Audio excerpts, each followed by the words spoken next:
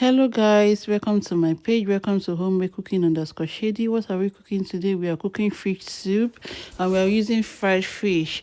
I'm using vegetable oil to fry the fish. I already washed the fish. I season it, so we are frying it with vegetable oil. And by the side, we are going to start our soup. Yes, pending the time our fish will fry. I'm using oil, vegetable oil. I had a bit of onions and already mixed a pepper which I blended together, and I had a Maggi cube to heat. So you allow it to cook. Yes, this part is very important so that your soup won't take raw. So let's check on our fish. Yes, our fish is ready. Yes, you're going to put it inside the soup and add a bit of salt. Please, if you're just joining my page, kindly comment on my page, kindly like, kindly subscribe. Your subscription, your comments actually keep me going. And this soup, you can actually have it with anything. Yes, either you want to eat it with rice, with heba, with amola.